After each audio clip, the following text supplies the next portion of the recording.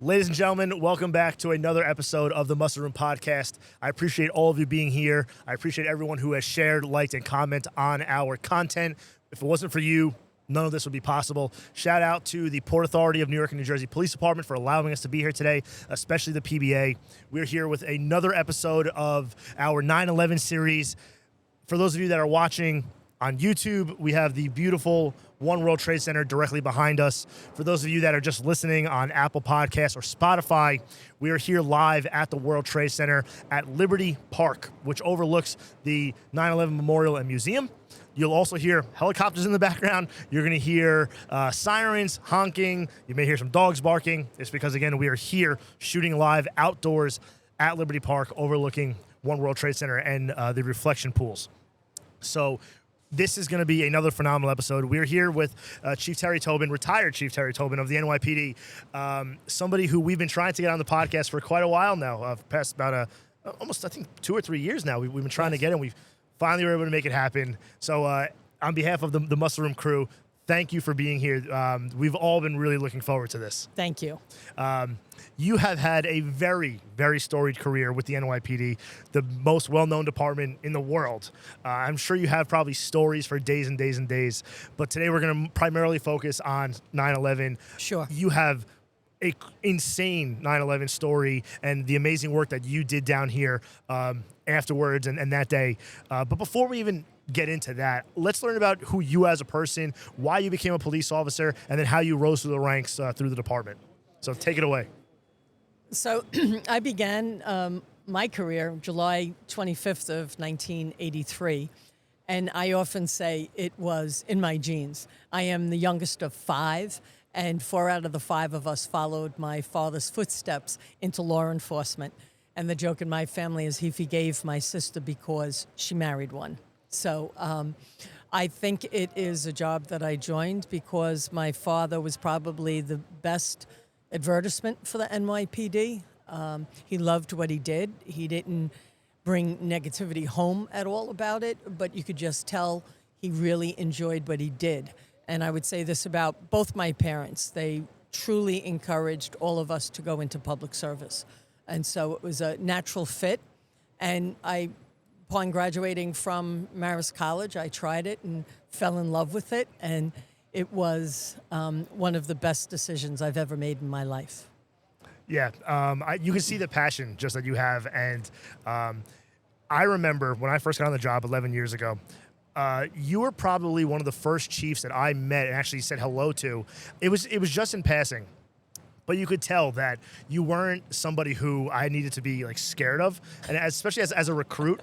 You know, when you're walking through the halls of the police academy, and you're a recruit wearing a gray shirt, and you see a chief walk by, you get like really nervous, right? But I remember seeing you, and I don't remember what you spoke to us about. You had mentioned, I think, hello, how you doing? You said, I hope you're enjoying the academy, yada yada. And I was like, who is this person? I like this person. And then obviously as time went on, I learned who you were, and it was just great. You just have this aura about you that most don't, and I appreciated that and I remember looking up to you as a recruit. Thank you. Well, you know that we work with such phenomenal people. We do. And when you hit your stride and you're surrounded by people who support you and you support them, I think that goes a long way to encouraging a good aura. Yeah, absolutely. So walk us through your path of being a police officer and then going through the ranks. Like, where did you start out at, and then how did you, sergeant, lieutenant, deputy inspector, well, captain, and then obviously up to chief? So it was a very straightforward path in some ways. I worked originally in NSU 18, which were those neighborhood stabilization units, which turned out of the 113. And then I was, on patrol. I did really enjoy that aspect of police work. And then really, if you ask my family, they knew I was always going to be a boss. So I knew I wanted to be sergeant. But, you just take it one step at a time. When I became sergeant, I went to the 103, had a wonderful experience there. And then it just continued, it made lieutenant, had wonderful opportunities. There's so much on this job, as you well know. Yeah. I actually was assigned to DCPI as a lieutenant on 9/11. I had gotten there in January of 2001. I stayed with DCPI until I made captain in September of 2002, and then worked Manhattan South. I was in the 1st, the 13th, the 10th, and just was able to experience a lot of different units within the police department. And I have to say, each one was a truly wonderful learning experience. And for those listeners, who are in NYPD, just to reiterate, so you started in the 113, which is Jamaica, Queens. Correct. One of the busiest precincts, I'd say, or probably one of the busiest in Queens in particular. Then you go to the 103 as a sergeant, another very busy precinct in Queens, also Jamaica. Yes. And then from there, you go right as a lieutenant into DCPI, or where do you work? No, I'm trying to think of where I worked in between, but it wasn't Manhattan, because I worked for the first time in Manhattan. Okay, as a lieutenant. As a captain. I was a captain, gotcha. So, but having worked in DCPI, had exposure to Manhattan because of all that happens and all that we cover. Yep. In Manhattan South and Manhattan North. Okay, so then you become a captain, then you get promoted to deputy inspector. Yep. And then where do you go from there? I was in chief of personnel. I was the CEO of staff services. And that was also a great experience, because very little happens on the job without it affecting personnel. So the breadth of issues that one deals with, from hiring and retention, all the way through pension and death. But, in between, the medical division, worked with such wonderful people there. And it really helped give me a global view of the police department, having had that experience. And I was fortunate because I made inspector while I was there. And then I was recruited by Deputy Commissioner Susan Herman when she came back from the police department. I had known her in the 80s when she had worked as special counsel to Ben Ward when he was the police commissioner. So I was approached by her, and she asked me to be her CO in a new unit that they were forming under Commissioner Branton called Collaborative Policing. And I went there, and that, again, was a wonderful experience, because it was putting more tools in the toolkit for officers to have different responses to different issues that were new to us in responding to, whether it was mental illness or drug overdoses. So that was, again, another amazing opportunity to work and see not only how the PD worked, but how other city agencies worked. And Commissioner Shea promoted me to assistant commissioner. And then lastly, I was promoted to the chief of interagency operations, which was fantastic, because I think it pulled together everything that I had been doing over the last 35 years. I was going to say, so 35-year career. 40 plus. 40 plus career. Yeah. Wow. It was. And then what year did you retire? Sorry? What year did you retire? In just December of 2024. And then you started in when July again? of 1983. Wow, July of 1983. So I was born February 6, 1990. So people like you don't make me feel old. No, it's a very storied career. You worked in DCPI. I now work in DCPI. I also worked in personnel for a few years as well. So, and that's where I think I too learned a lot about the job and so many things that happen behind the scenes. I was a cop for 8 years, did crime, conditions, SNU, then I became NCO, and then we did a lot with collaborative policing. Sure. I think you actually gave a presentation to us. I was one of the first NCO groups in the 3-0 precinct. Wow, and then, then I ended up going to personnel, where I learned a lot, and then obviously now in DCPI. But you certainly do learn a lot about the job, especially in personnel.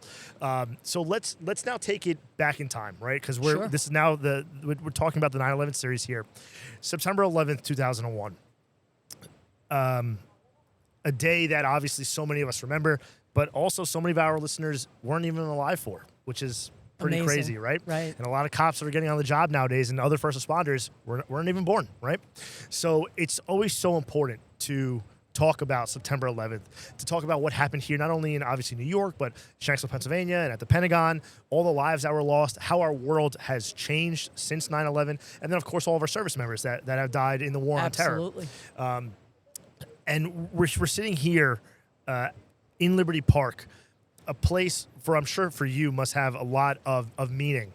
And looking at, the World Trade Center directly behind us, I've heard so many stories and rumors, in particular with you and what you did on 9/11.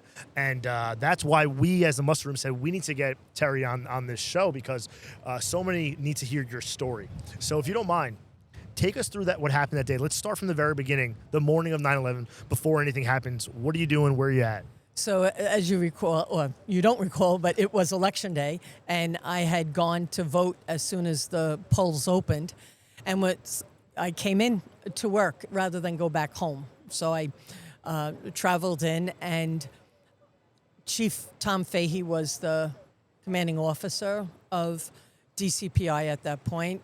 Commissioner Kerrick was the police commissioner, and Lieutenant, he was maybe a sergeant at that time, Brian Burke, was in DCPI, and he, I believe, received a phone call from a reporter saying a plane had gone in to one of the towers, and he came into the office where I was and said, "I'm going to head over there, and I'll give you a shout when I get there." I said, "Great." And then very shortly thereafter, Chief Fahey called and said, "Terri, this is going to be huge. I want you to respond, take another sergeant with you." And I responded with Jerry Falcon. And we came over, and it was a matter of where we were going to ask the press to be at a certain location at a certain time so that we could brief them. And to be honest with you, in my head, I had, this vision of a Cessna, figuring a pilot had had a heart attack. We did not know it was a commercial airline at the time. And she had a heart attack and kind of went into the building unintentionally, and I was going to see a plane sticking out. Now, we were aware that so many people were going to be responding as first responders. And so rather than get caught up in blocking any of their path, we drove around the tip of the island and came up where the Marriott used to be. And we got out, and no sooner had we gotten out that the roar of the second plane, we could hear the engines, and that plane went right in to the South Tower. And at that point, we knew that this was no accident, and it was such a fierce explosion. It was unbelievable. So, we reached out right away to say, this is massive. Chief Fahey was coming, the deputy commissioner at the time, Tom Antenin, and we had a full staff of people in DCPI at the time who, we divided and conquered, and we were still with the objective of getting news media, but really we needed to assist in getting people out of the buildings as quickly as possible, although never realizing, to be honest with you, that they were going to come down. What I do remember in the ride over was going around the FDR Drive before you enter the Battery Park underpass, was the amount of paper that had floated over to the roadbed. And it was truly, for us, an indication that wherever this hole was with this plane, prior to the second plane going in, was a huge hole where this was all filtering out of. So we were helping. It was amazing to watch emergency service personnel respond, whether it was law enforcement, PAPD, NYPD, it was the fire department, it was EMS, just the professionalism by which people responded. When all was said and done, and I was on Long Island, I remember my sister's neighbor went over to her house and said, can you just deliver a message to your sister to say, I was in whichever tower, and when I got down, I had no thinking to do. Just very calmly, people were saying, exit to your left, exit to your left. And he said, I just followed that blue line to safety. Wow. And I always hold on to that because I think it's such a beautiful image of the professionalism by which we responded. So we were evacuating people. We were connecting with folks from the media saying, you know, we're going to gather further north of the World Trade Center, and we were going to give a briefing. We were just assessing, and we were gathering as much information that we could share with them, because we also knew that so many people would be calling and really trying to connect with their loved ones who worked in the area, not just in the World Trade Center. And I was in the South Tower when there was a photographer, and he was simply taking photos of people walking down the escalator on the concourse level because it had stopped running. And I, as you know, doing this job, you know they have a job to do. And I said, listen, I need to walk you out because we know that whether people consciously or subconsciously slow down when they see a camera. I said, I'm just going to continue clicking, but I'm going to have your back and I'm going to walk you out. And when I got out, there was a uniformed officer there, and I asked him to say, just remove him out of the frozen zone, and this is where we're going to be going. So he said, sure.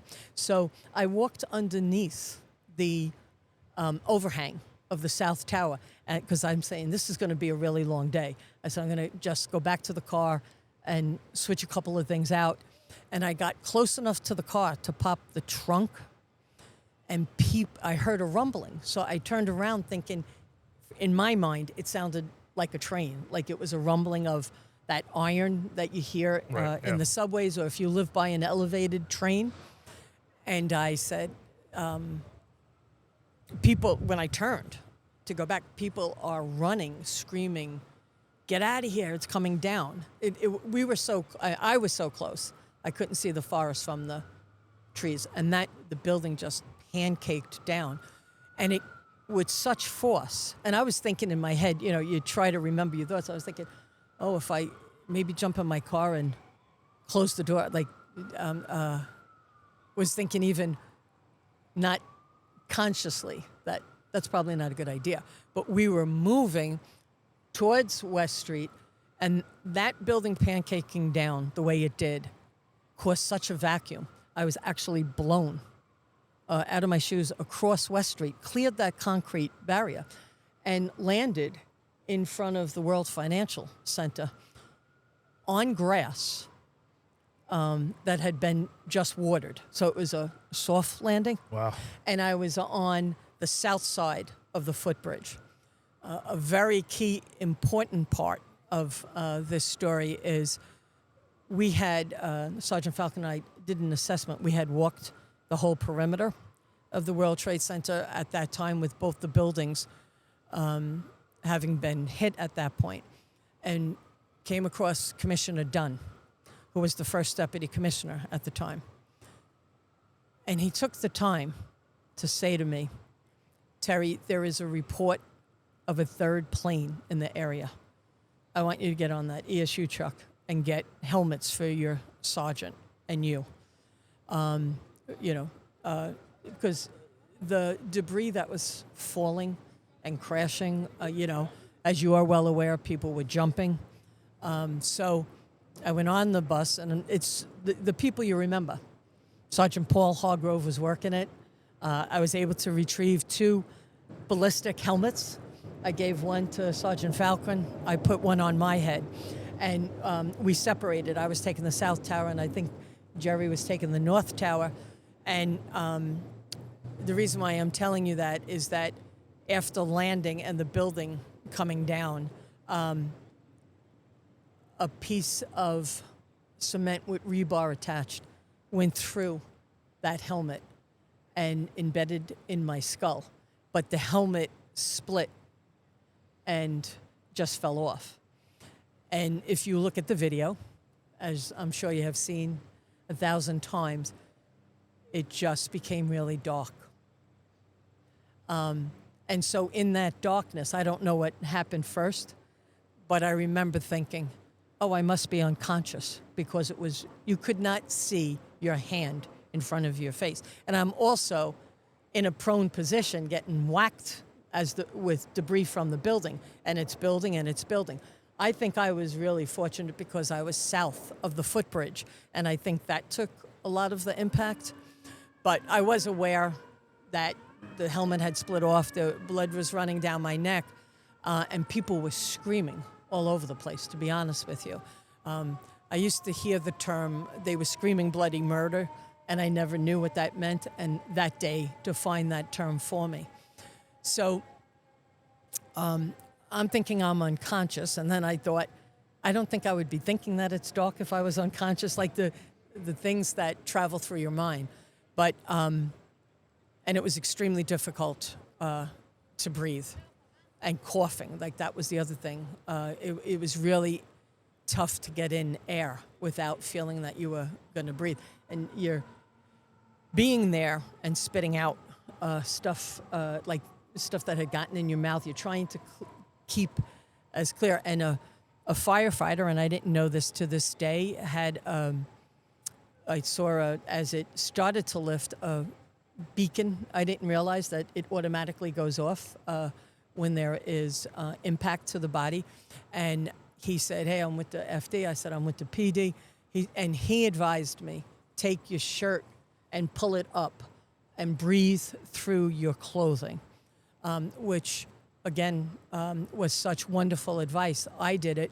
I heard people screaming to the left, and it was hard because I knew from my waist down was pinned. I had some movement of my hands. I reached over, and I felt someone's hand, and I grabbed it, and I said, you know, I'm with the PD. Not far from me is FDNY. I repeated the same instructions he had given me, and he was able to extricate himself quicker, and I was trying to get up, and I said to the person to my left, I'm going to hold on to you, but I'm going to try to get up, but I won't let go. Like, there was this fear of if you let go. After a while, when I was able to at least get to my knees, and I had pulled too hard, and I had someone's hand and arm, and there was no body attached to it, which of course caused myself and my colleague in the fire department to dig really as much as we could to search for this person, to no avail. And EMS was passing, and he grabbed them, and they wrapped my head. They're like, there's nothing we can do. That is embedded in your skull, but they wrapped it to the best. And the water was saline solution. Don't drink it, but just clear what you can. And we all joined together, and we could hear people screaming. The other thing I learned on 9/11 is that firefighters are told to roll under a truck in case of a building collapse. And what happened though, as you can imagine, that people would roll under a truck, and then there was no matter of egress once they were under it. So we dug out about 4 or 5 people, I think, at most a half a dozen, and people then started screaming the same thing, that it's coming down. It's coming down, and sure enough, it was. And I felt extremely vulnerable at that time because I didn't have a helmet. I think I had one shoe, and I went. I said, I'm going to run towards the water. I'm from Rockaway, so I thought, let me jump into the water, and I would feel protected because as the debris was falling, it would hit the water first. Of course, I think I'm running like Carl Lewis. The video probably looks like Chariots of Fire, if you remember the beginning of that movie in slow-mo. And I realized, as you see the video from 9/11, that rolling cloud coming. And I was able to make it into an apartment building in Battery Park City. And as you look around, there's so much glass. And my fear was every building was going to come down. And glass, things were going to come crashing through. And I went into this apartment building, and I remember looking, and the lights in the yellow cages, the single light bulb. Yeah. And I'm thinking, oh, this building must be under construction. And in fact, what it was their emergency lighting system. And I went over to the elevators. All the elevators are stopped at one. But then the smoke started to come in. I should back up. Before I got to the apartment building, and why I knew I wasn't going to make it to the water is I was running and felt just a thump on my back, which caused me to go straight down to my knees. Like I literally fell from running to my knees. But I was able to get up, and as you can imagine, the adrenaline is amazing. So I go into the apartment building. I'm at the elevator bank, and all this the smoke is seeping through the elevator shaft. And I did remember from the academy, stairwell. And I opened the door to the stairwell, and I can't tell you how shocked I was. It was lined with people, floor by floor, Wow. all the way up, in all assorted type of dress. Some people looked like they had just finished working out. Other people looked like they were about to leave and go to work. Other people looked like they just got out of the shower. And I do remember there was like an infant, like less than 3-year-old infant being held by his or her mother. And so I think they were as shocked to see me as I was them.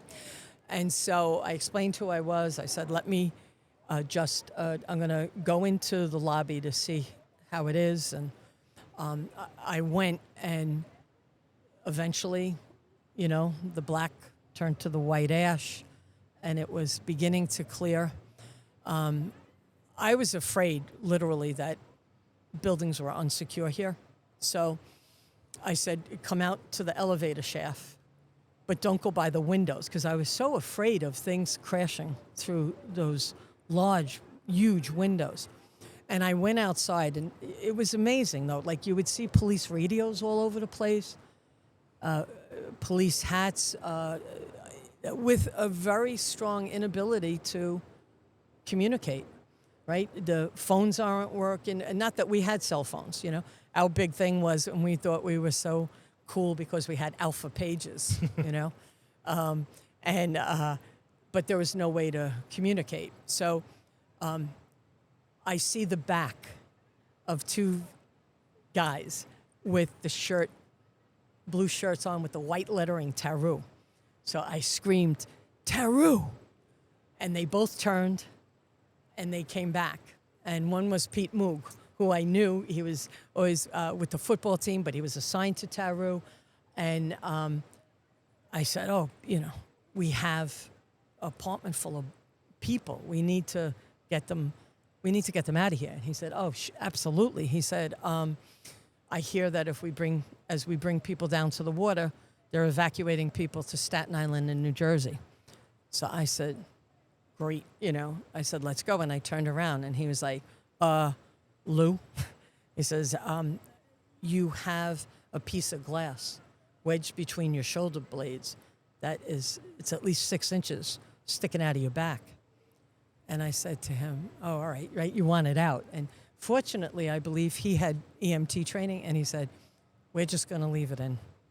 And we're not going to cause any more damage, but, we'll take care of this. You can go down. And I was like, but let me just show you where they are. And we went into the building, and then he said, I'll get a vehicle to bring you down to the boats, because you need to get medical attention.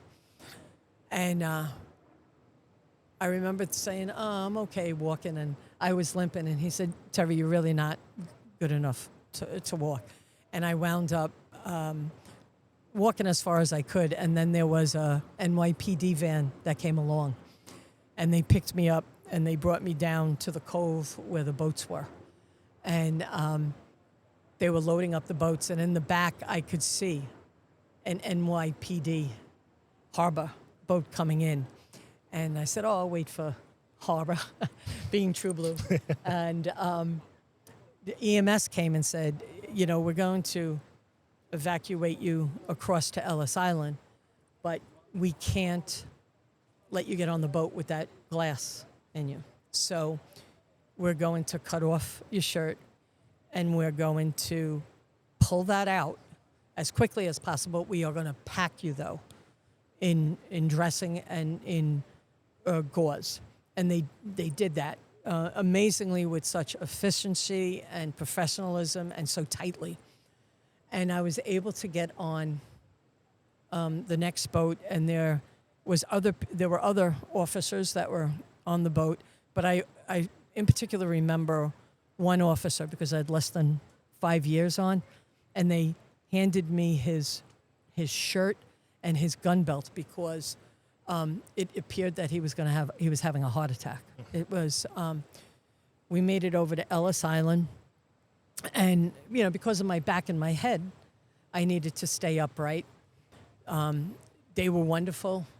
They put me right into a wheelchair, and I'll never forget. They just put a white piece of adhesive tape, and it just said Tobin, my social security number, and Lieutenant NYPD. And they put me over in the shade because now the sun is coming out. It was so surreal, and I'm looking across at this devastation. And so they came over to me and they said, we're going to take you to, the hospital. And I said, well, don't waste an ambulance in the sense of I wasn't going to be able to be put down on a stretcher. But not far from me was a man who, when I looked at his leg, at his knee, it just made a right-hand turn. And I couldn't imagine the pain that he was in. So they said, okay, we'll grab him. They pick him up. They put him in the ambulance. They put me on the bench. And I am staying as close to that door as I can because it was just one of those extremely bizarre things to have. And the road out of Ellis Island is gravel. And so that was so destabilizing.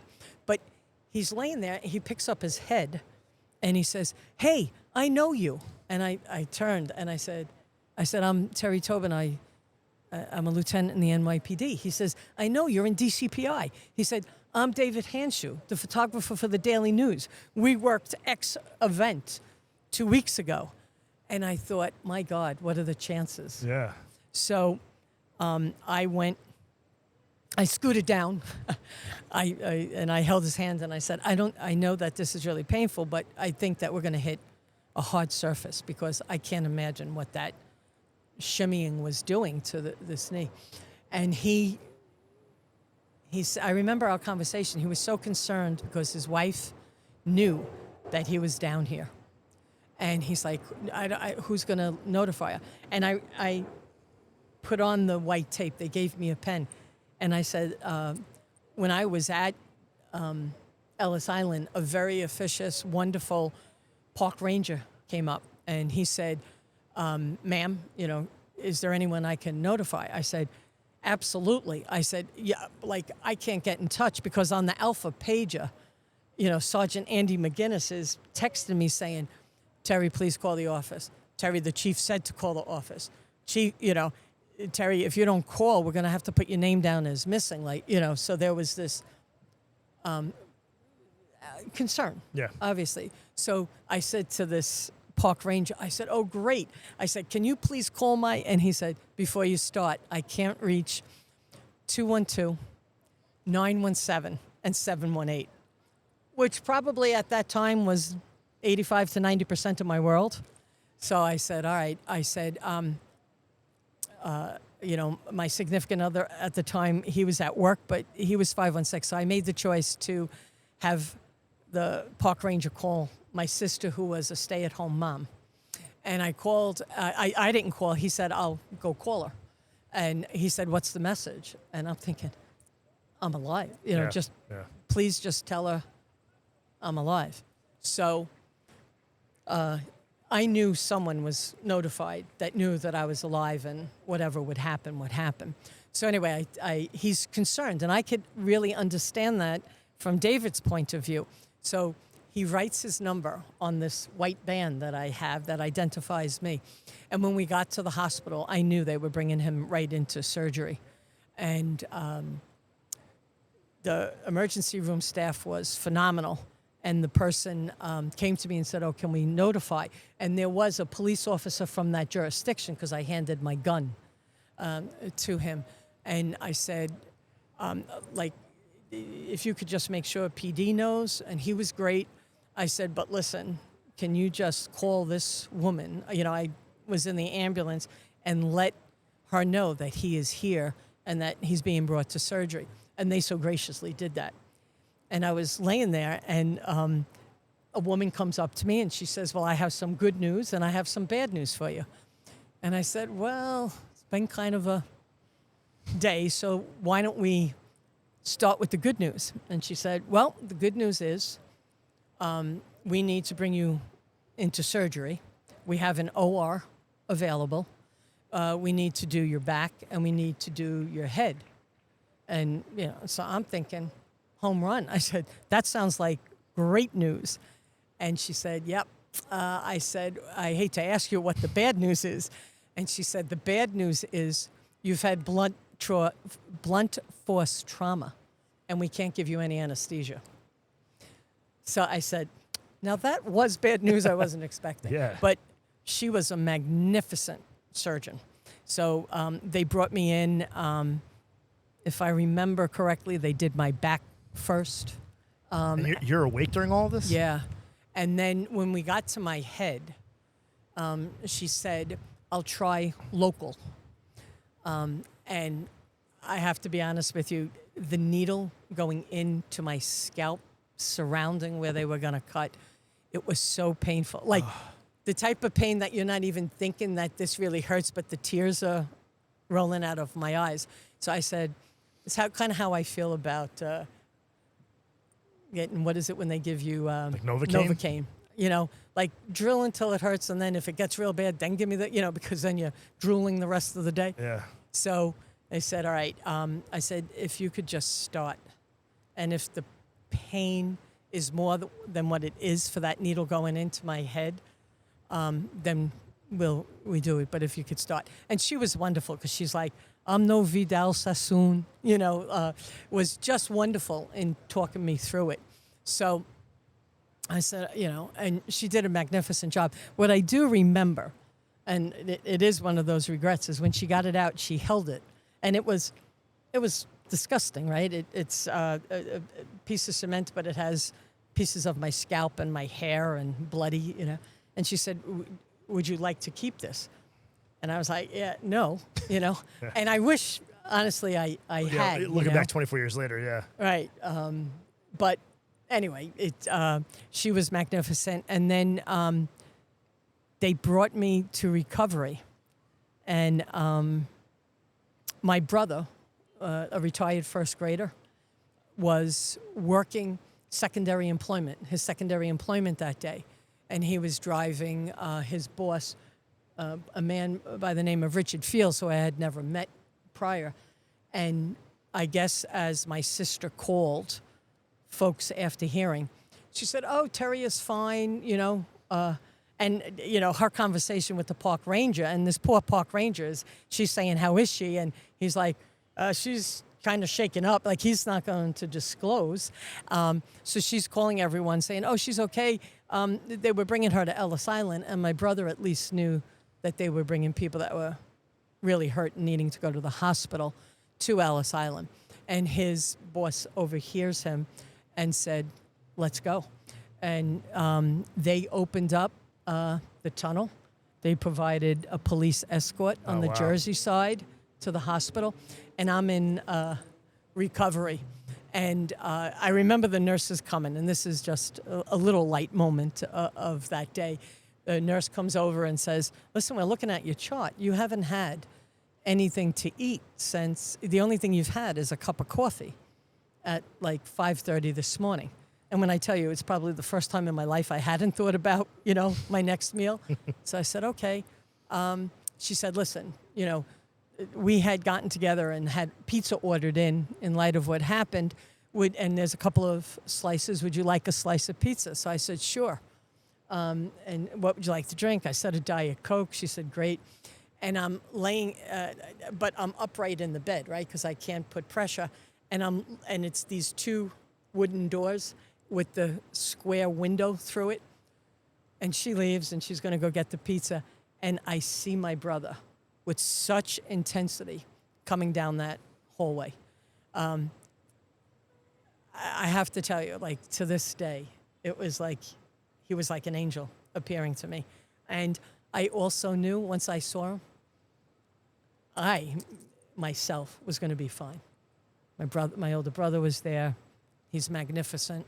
So, but I also know that he's a vegetarian and he's a health nut and he's a marathon runner. So I ring the bell. The nurse comes flying and saying, "What's the matter? What's the matter?" I said, "Forget the pizza." And she said, "Why?"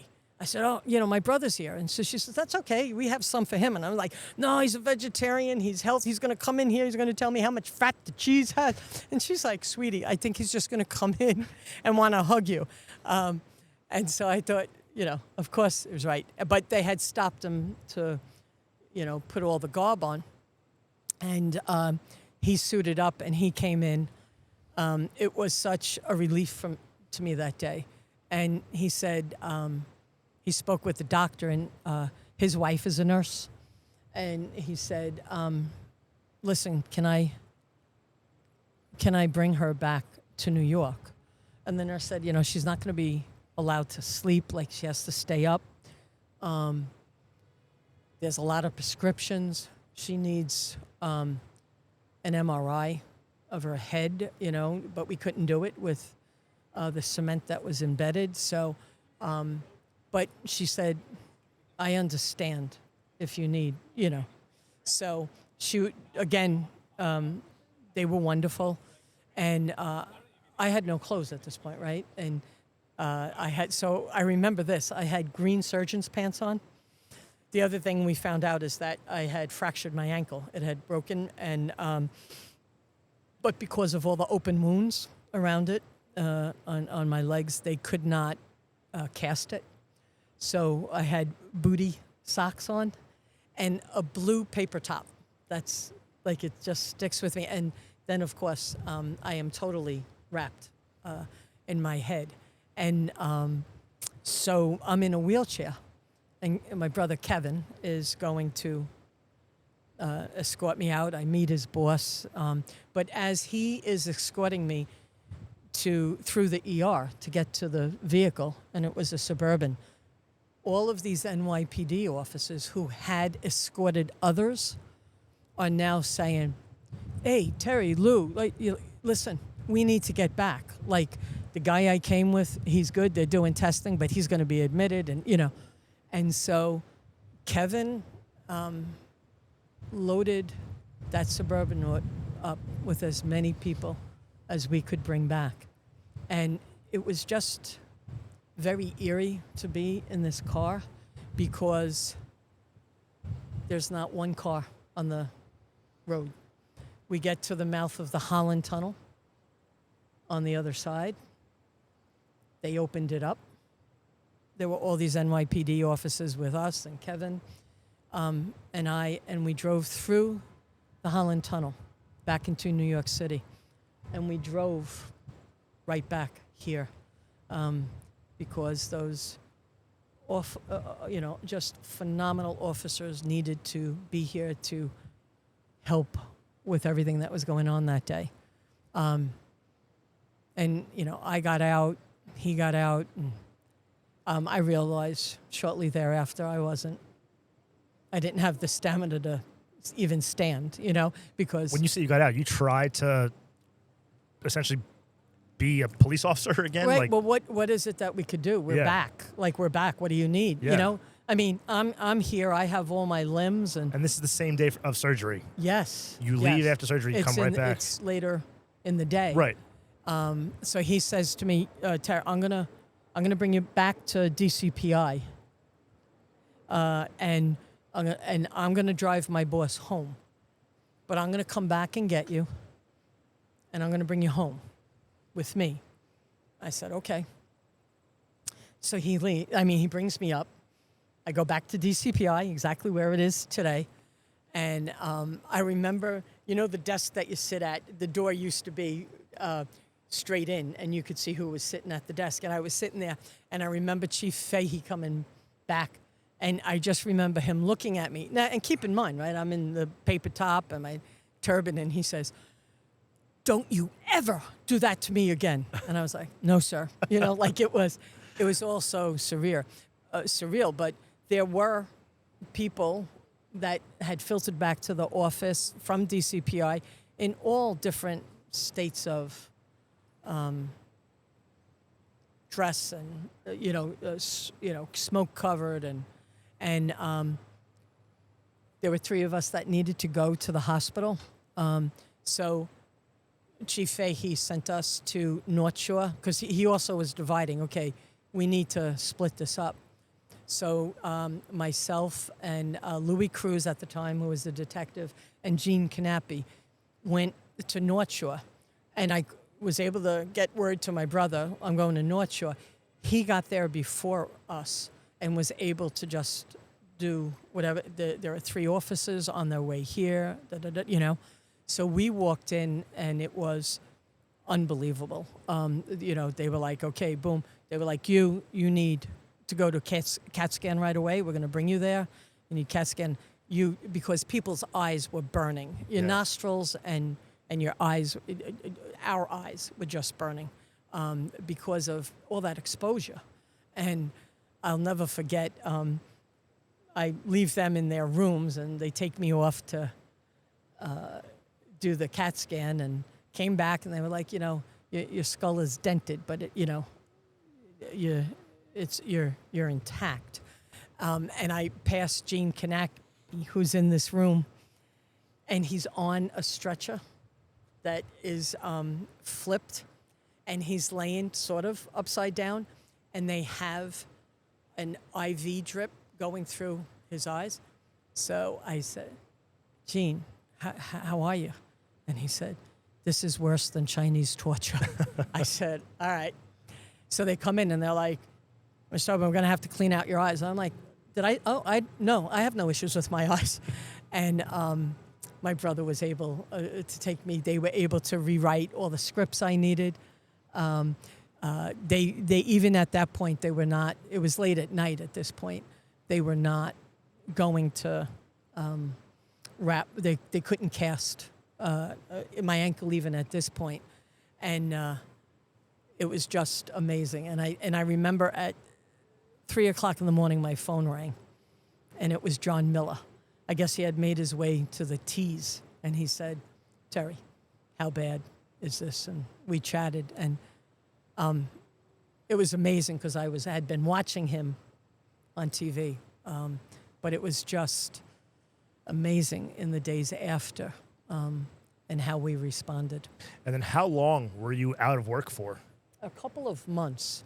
And I remember Chief Fahey saying, "You know what, Terry, because don't forget, the world descended, right? So they needed getting press passed."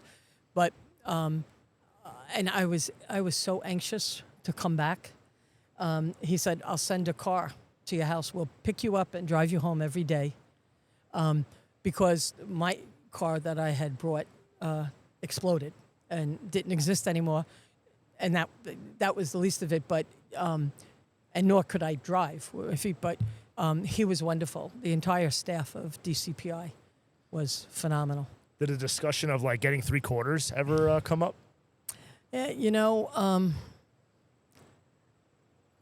if anything, I would say 9/11 confirmed that I was doing exactly what I was meant to do. I was going to say you probably would have turned it down even if it did come up. Yeah, and it was just like, I think a lot of people think I was a jerk for staying, to be honest with you. People have said that to my face, but I have no regrets making the decision that I did along the line. Yeah. And then what was it like being DCPI following the collapse of the World Trade Center for the next few months? It was nonstop. We were, as you can imagine, Before we begin, I should probably mention to our listeners. So DCPI is Deputy Commissioner of Public Information. So for those of you that are wondering, we keep mentioning DCPI. It's the Public Information Office for the NYPD. Right. Probably the busiest in the world, if I had to assume. Oh my God! And it was just 24/7 for months and months and months and months, probably until June, when they closed it. and everything had been shipped out to the landfill. But that didn't stop our role. You know, we were covering the landfill in Staten Island. We were covering the morgue, and we were covering the site. It was covered for such a length of time. Yeah. So that's 2001, right? So the weeks, months, years go on. Your office is really right down the block from where this traumatic incident had taken place. I'm sure you probably lost friends. I did. I lost my cousin, Robert Linane. He was a firefighter with Ladder 20, and he perished. And I remember getting that call because they couldn't find him. Wow. Yeah. So what was it like just going to work every day after such a traumatic incident? I think that we were so focused on our mission. Yeah. So we knew what we were doing was important. And so there were no qualms about doing the work. And everyone was working as hard as the next person. Yeah. You stayed another 23 years on the job. Wow. I mean, that just shows your dedication to public service. And as you know, the people we work with, you're never going to find a better cadre of people than the ones that answer the call to public service, regardless of what avenue it is. And I love the police department. What's it like coming down here now? I'm sure you've probably been here a lot, but what is it like every time you come down here? It's weird when you just hear conversations going on around, and for so many of the names that are etched around the footprints, this is their burial ground. So it is, for me, it's a sacred space. Did you have survivor's guilt? Somewhat, but I think the thing that helped me was I knew I did the best I could in the moment. Yeah. And that I was continuing to work. I asked to reflect, and do you remember the movie Saving Private Ryan? It's my favorite movie. And in the last scene with Tom Hanks and Private Ryan, and Private Ryan is leaning over Tom Hanks, and Private Ryan is trying to figure it out. And Tom Hanks says, "Now earn it." Yeah. And so I think maybe that's why I stayed 23. I had to earn that. Yeah. Yeah, okay. That's a really great way to put it. So just to recap, what were the actual extent of your injuries? Looking back now, or do you want to know all the... Yeah. What were the actual injuries? So I had a fractured ankle. I had significant damage to my knees, which have both since been replaced. Through 9/11, I have those, certified GERD. I lost, when I was laying there without the helmet, an ambulance, which wasn't parked far, the gas tank exploded. So I lost my hearing in my left ear. Wow. 2/3 of my teeth have been replaced. This was interesting. I couldn't understand why I was having pain on the side of my face, and so I went and finally the surgeon said, you know what? Let's just do an MRI of your brain, because it wasn't like, oh, when I eat ice cream I get brain freeze. I didn't know what that was. Like I said, it's arbitrary. It could wake me up at night, and it happens so infrequently. But when it happens, it's so intense. It doesn't last long. But then, I need to lay down after it. So he sends me for an MRI of my brain. And what had happened was, and I knew this at the time of 9/11, that blunt force to the back of my head knocked my wisdom tooth out up on the upper right. And now when I'm saying I'm going to the department surgeon, this is 4 years later, what happened was my teeth shifted and it knocked this wisdom tooth into my sinus cavity. Oh, wow. And it was just floating. And every now and then it would hit the nerve. Wow. So I went to this wonderful department honorary oral surgeon. And he really smartly did an x-ray of my entire mouth and delivered the bad news that my teeth were all going to fall out, because he said it happens when kids go over the handlebars of a bike and they hit, it cracks their feet. Usually it's because it's not as important because it's baby teeth. He said, but yours are cracked. And one by one, he took them, put an implant in. And it was, I mean, I joke, I said to him, no appointment was less than 3 hours, you know? And I said to the appointment secretary, Carol, I didn't realize I was entering into a long-term relationship with him. Yeah. And she says, oh, honey, you're only up to the cocktail hour. Oh, boy. Wow. So it took 4 or 5 years, but they replaced the teeth. Oh, they look great now. Thank you. These are mine. The front 4 are mine. And then besides the dental, then you also had your skull fracture. Well, and it was a matter of letting it heal. I was bald for the longest time. It's very thin right now, but I'll say this. I'm blessed that what I have suffered as a result of 9/11 are injuries. I mean, I have some illnesses, like I have GERD, and I've been certified in like 5 conditions, but for the most part, it's injuries. It's not illnesses, and I feel extremely blessed. Yeah, well, I mean, warrior is the only like word that even comes to mind to think about, like the injuries that you had, yet you still wanted to help. You were still there. You were doing all you could to get people the help they needed, and you didn't care about your own well-being. You were there for everybody else. Well, but you know, I'm one person telling a story. There are lots of stories out there, are. And I don't think anyone would have made a different choice in the NYPD. No, I think you're right. Yeah, I agree. Wholeheartedly agree. You know who we are. Yeah. And that's who we are through and through. We've interviewed a lot of people over the past years, especially when it comes to relation to 9/11, but also just any traumatic incident. Firefighters, EMTs, police officers, military members, they all say, I would do it all over again. Yes. And it's, I mean, I just want to make note, it is Monday, August 25th. And I'm going to leave here and head up to Columbia Press because a detective with whom I worked, Bridget Sullivan, is in hospice up there. And I think that we forget about all the people who have endured so many cancers and have given their life. And I think in a really horrific statistic is that we're going to probably break 500 by the end of this year.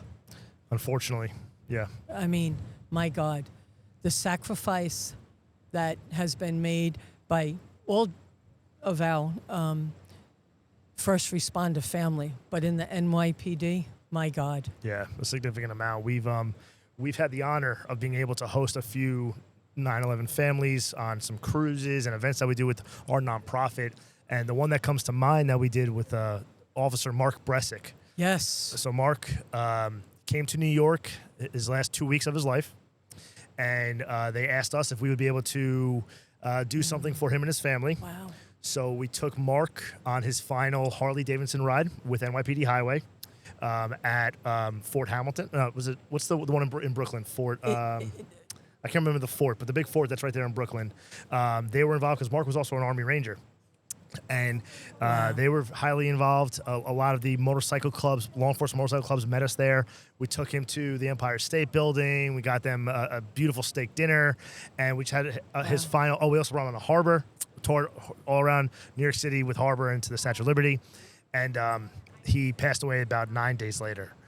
But his family said it was, such a great memory to have with him, core memory, and then he passed away. So we've unfortunately experienced, it ourselves where we've lost some friends. You know exactly what we're talking about. Yeah, it's unfortunate. And a lot of us being volunteer firefighters from Long Island had firefighters that passed away from 9/11 cancers who were down there and stuff. So, I don't think there's really anybody in the New York City metropolitan area who doesn't at least know somebody who has suffered from 9/11. True. And, that's why we do this podcast. We've said it before. We'll say it again. A lot of people who are now coming into adulthood or teenagers or children, especially here in the New York area, we vowed and we say we never forget. But as time goes on, we all know that it becomes less and less of an importance over time. And using social media, using the Muscle Room podcast, and using the Officer Glick platform with TikTok and Instagram, we're going to do our best to make sure that these stories are never forgotten, and that our first responders and service members who've died in the line of duty because of 9/11 are never forgotten. Yeah. So that's why we're doing this. It's God's work. And it takes a whole crew and some really amazing people behind the camera that people don't see to make sure that happens. And I do want to say how blessed I am to be interviewed on the same day as John Ryan. Great guy, great interview. Absolutely. He told us all about all the stuff that he does with the special operations community and the monument that's behind us. There is no finer. Yeah, he's a great guy, and this was a great day. Today in general was a fantastic day, and I want to thank you for coming on here and telling your story. The last part of the segment, is there anything else that you want to say to our viewers? Any final words? Well, if you're listening, you're probably a person who supports police. But if you're listening to this and you don't, thank an officer, thank your first responders, because it's because of them that you feel safe and secure in the world. It's a great way to end it. So, Terri, thank you so much for being here today. We truly appreciate it. Is there anything that we can do to help? Let us know. We send our best wishes, our blessings to your friend that's in hospice, and hopefully, she's able to do what she needs to do. And if she ends up go peacefully, I'm sure she'll be met at the pearly gates knowing that she was a New York City police officer. And she was one of the people from the 13th who precinct, they lost Bobby Fazio and Morris Smith, and they were just here 24/7. Yeah. Well, we thank her for her service as well. Yes. So thank you. Thank you. This has been another episode of the Muscle Room Podcast. For all of you who have listened or watched, again, we couldn't thank you enough. Please make sure to subscribe, like, and especially share this video so it can go far and wide. We'll see you on the next episode. Thank you and be safe.